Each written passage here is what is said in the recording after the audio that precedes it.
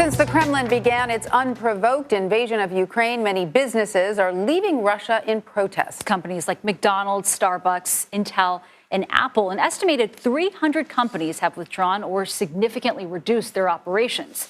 And one professor at Yale has been keeping track of who is doing what. They also found several dozen companies have not pulled out of Russia, and they continue to operate there. Now, since the list has become so public, the Remains in Russia list has shortened, with more companies withdrawing from Russia because of public backlash. So to talk more about this, we'd like to bring in the man who created this list, Jeffrey Sonnenfeld. He is the Senior Associate Dean for Leadership Studies and a Lester Crown Professor in the Practice of Management at Yale University. Professor Sonnenfeld, welcome. Great to have you with us. So your list has gotten a lot of attention and has arguably helped convince companies like McDonald's that were originally on your list, which is one that you keep updating, to pull out of Russia. So my question to you is, what was your initial motivation behind drawing up this list of U.S. companies still doing business in Russia? What is the ultimate goal? The ultimate goal is to help companies work in concert with the United States government and European and Australian governments around the world that have exacted these economic sanctions, but they rarely succeed completely alone. They need fairly universal support of the business community to truly paralyze an economy as is intended.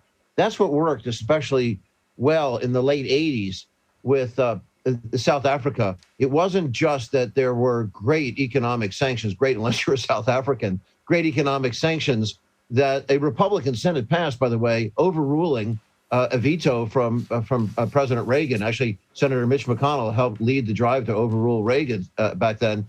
But they needed business leaders. 200 major corporations then in the late 80s, led by General Motors, pulled out of South Africa. It was devastating to the economy. And of course, it helped spark the dissolution of the awful apartheid system. And Jeffrey, why do you think this list is effective? Do CEOs care what other businesses think of them, or is it simply public pressure that they're responding to? It's a good question. They care about what other businesses think of them. They care about what investors think of them. They care about what employees think of them, and they certainly care about what their consumers think of them. So they have pressure coming in from investors. We had a chart that we didn't torture you with, but I was thinking of sending your way, which actually put we had yesterday in the media of who the companies were that were on that list of those stubbornly remaining in Russia. And it was a bad day on the market. Their stocks plunged 25-30% in value. And it was remarkable how much beyond the market fell like 2-3%, and they fell so much more. Is investors care. And as you know, in this post-pandemic to hopefully endemic, that's where we are, world, we're seeing that employee flight, that people won't, if they're not proud of an employer, they won't stay, and the big consumer backlashes. Well, Professor Sonnenfeld, please do give us, a list of a couple companies that are still there, because that's the point, right? Well, it's a carrot and stick point. The carrot part was celebrating those early movers, which amazingly were companies in the often criticized social media space. We had big tech, we had Apple and IBM, Google, even Meta and others, Twitter, that moved early on, as well as big airlines and huge oil companies. But the laggards were a lot of consumer products firms. And that's where I was hearing from CEOs over the weekend. Amazingly, not so much from the FLACs, the public relations people and government affairs people threatening me. Right. It was actually CEOs themselves. And some of those companies that remain are some companies like Whirlpool. What are they doing there? Companies such as AmerisourceBergen. There's some pharmaceutical companies, AbbVie, that we wonder why they're there. There are some companies that are in the franchise businesses. The hotel, all the major hotel chains feel like they're stuck there right now because of the franchise relationships they have. But there are some others that you wonder why they are stubbornly there. Some fragrance companies but it's interesting, Professor Sonnenfeld, Uniqlo is one of the worst. Uniqlo is saying we're not leaving. So, but it's also very interesting that the CEOs reach out to you themselves. Do they complain to you about their inclusion on the list, or do they try to convince you to take them off the list because they're making minor moves? What is that interaction like? Both of those options were there, but mainly they're asking how to work with their boards, which was frankly surprising. I didn't realize until getting in the middle of this in the last week, because basically war broke out, as you know, on the 24th of February.